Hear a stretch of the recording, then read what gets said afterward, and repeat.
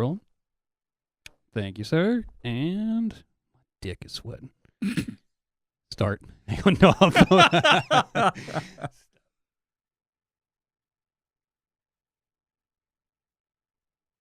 right. And 3, 2, 1.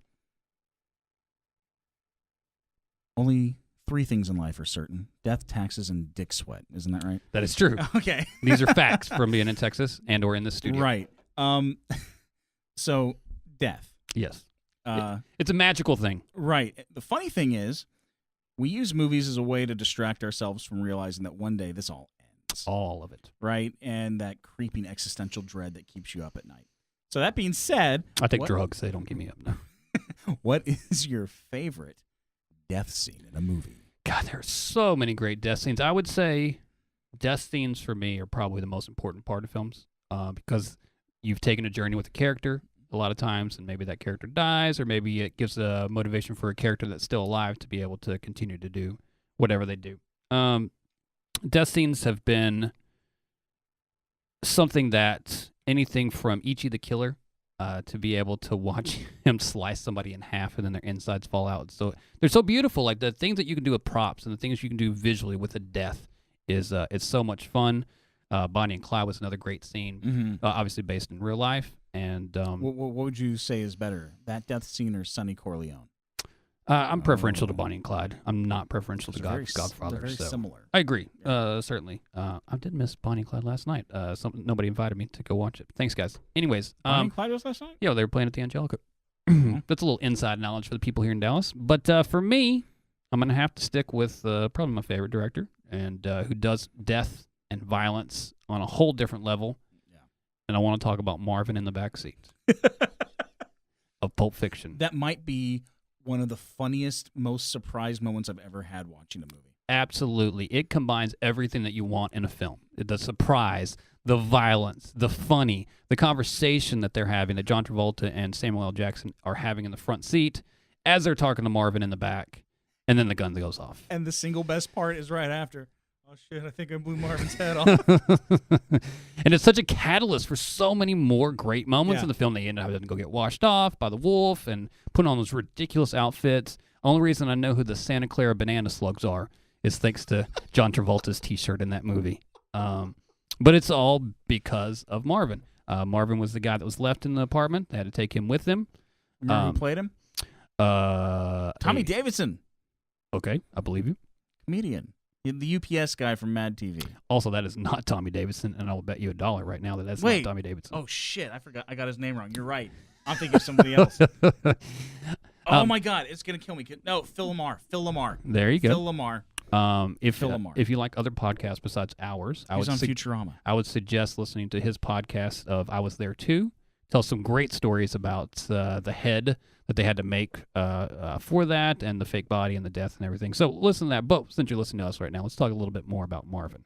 How to be able to do a death scene and not show the death scene, just show the aftermath. Again, that's a Tarantino kind of thing. To be able to see that blood splatter on the back window and have to hide it underneath a blanket. It just can't get any better than that. He's taken out of the movie so unceremoniously. Yes. Yeah. He wasn't a big character in the first place, but to be able to do that to him. An important character. He was very important. Because again, I mean, that's the second half or the middle half of the film, depending on how you want to look at it. Also, nice guy. A friend of mine runs a Comic-Con for special needs students, and they wanted him to come last year to be a guest, and he couldn't make it just because his schedule wouldn't allow it. And he felt bad, so he sent them a personal message and an autographed photo to every single one of the kids. Oh, wow. Very cool. Well, now I feel bad they murdered him. Because it was in real life, right? No, yes, real life. So Marvin and Pulp Fiction, for me, was my favorite death scene. Again, there's so many other great ones. There's a lot of long dying. I like a good long die. Which leads right into mine. Which is? Paul Rubens in the movie, superior version, of Buffy the Vampire Slayer. Oh, the classic. Right. When he gets stabbed. Right. And then pauses and looks. Oh, there's nothing better than that. I mean, I love a good, gory death. Every death in RoboCop is fantastic. I could have gone with that henchman getting hit by the car and his head just coming clean off. Glorious. But I think that Paul Rubens' death is my number one, just because it's so funny and takes the piss out of the whole situation. Because usually people do overact a death scene. Sure. And he's making fun of that. Right. And that's what I kind of dig. That and I kind of think the movie's whatever, but that's the best part. It had the better me. Buffy. It had the liked her better more. everything. Yeah. I'm not a fan of the show. It was a thing. It was a thing. It was very 90s. Of course, we both go with the funny deaths. Yeah, right. If Norbit from, I think that was his name, if O.J. Simpson from not Lethal Weapon, what did I just say? Naked Gun. If he would have died when he goes down, I don't know. If he would have died doing the wheelchair down the stairs, that would have been great. But unfortunately, I don't think he died. No, because he came back. Yes. What's your favorite serious death? That's such a tough one. There's definitely some deaths that have made me tear up. I'm gonna throw Menace to Society out to you at first, because at the end of that, I mean, that character, there was so much about him that he was trying to go to college and everything else, and he was gonna make it out, and then they kill him, and it's like, oh man, that is some heavy stuff to be able to deal with. I was not thrilled about that. One of my favorite movies that I haven't watched in a while, I definitely haven't seen it since the death of my dad, is Magnolia. Oh. And Jason Robards, finally, when he's on death's door the whole movie, looks up and sees Frank that last time, and Frank's just gone. Like, anyone who says Tom Cruise can't act has not seen They're crazy. that movie. That's amazing. I don't know if I can rewatch that. My dad died almost a year ago. I don't know if I can rewatch it. Right. I can certainly see that. Yeah, that's one that I saw it when I was 17, and that one got. Oh wow. I'm sure a lot of people will point to Scarface. That is one of the quintessential classic deaths where he never dies, and he shoots the gun. He's shot 57 times, and he's still. If you're going with getting shot 57 times and the guy at the beginning of RoboCop. Well, again, there you go. That's a good one. Are we going to keep going back to RoboCop? I like RoboCop. Let's talk about it all day long. Well, we're going to move into that in a minute. We will be to violence and stuff. What are some other good? I mean, I can't. Again, I said Ichi the Killer earlier. Just to think of some of the violence in that film and some of the deaths in that film were so great. Branded to Kill had some ridiculous. Tokyo Drifter. Those were 60s Japanese films that the level of death was very absurd and ridiculous. Right. It was I'm hit again. Oh, I think that I'm dying, and then it takes the 5 minutes to die. I do like that. I'm actually going to say one of my favorite deaths you don't even see. It's in Children of Men, when they're being led into the Fuji camp. Right. And she has the contractions, and her handler, the white Rastafarian lady, right, stands up and basically lets herself get taken away to protect the pregnant woman. It's all shot from inside the bus, and it's one shot. You see her pulled out, and she's screaming for her, and they put this bag on her head. They put this black bag on her head. The bus pulls away, and you see the background whizzing by, and you see a bunch of people lined up with bags over their heads, and then a bunch of people naked, like getting beaten, and then a bunch of people in body bags. Right. So without showing what happens, you know everything that's going to happen to this woman. She's going to be lined up. She's going to be stripped naked, beaten, and killed. And that was heavy.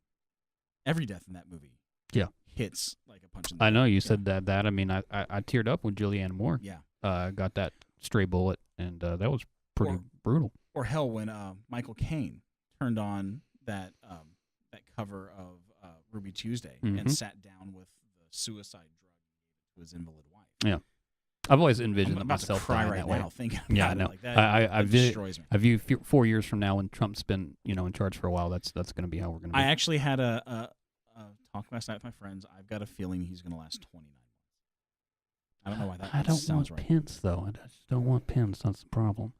He's 9 days away. Sorry for the timeliness. He's 9 days away from taking office. Right. And he's already got he had a conference today addressing like 6 scandals, one of which came out this morning about golden showers. What a world we live in. You know what? Everything else he has is gold. Why would you expect his showers not to be? Well, that's true. Yeah. I wish that I had a death to top that golden showers comment, but I don't Right, think that I I know. do. I think that tops that. I mean, there's always Lassie dying at the end of Lassie.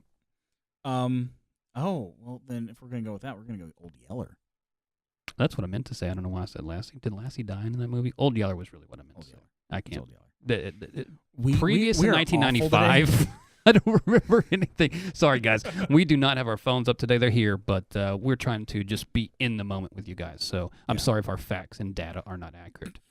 Enjoy some death in movies. Death in movies is fun, but remember, it's not real life, kiddies. Don't go out and kill people. Well, is there a death that really bothered you in a movie? A death that bothered me. No, I don't think so. I don't think so. I mean, I'm sure that there is, and I'll remember it an hour from now. But again, I always try to remember that it's a movie and it's not real and it's not serious. And there were 15 people standing around shooting that scene, and they probably did it 3 times. They probably did it 15 times. Whether it's Freddy Krueger or whether it's Saw. I mean, that's just, oh my goodness, I remember now. Thank you. See, if we talk long enough, I remember things. I watched Final Destination Part 3 the other day. Any Final Nation death is my favorite death.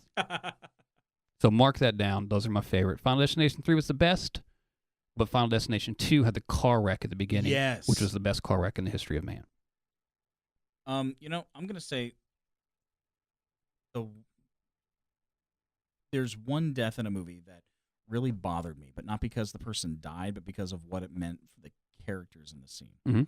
And as stupid as this is, but you know how much I love Superman the movie. Mm-hmm. Man of Steel, when he snaps Zod's neck, Right. I went numb. I just went, oh, this is what they're doing with the character now. Right. They're taking a character that's been around for 80 years, and they're turning him into this. And they're making him American. And no, because the whole point is he's supposed to be better. Right. Yep. They're turning him into everything he's not supposed to be. And I got sad. Not for the death in the movie, because that's stupid. The movie doesn't deserve that. I got sad because what it meant for my kids, because I can't take my kids to see a movie where Superman murders a person. Right. Because that's not Superman. Also, it's just, that's what people want now. They want that. I don't. Just Come on, America. Where are you at? Death in movies. It's fun times.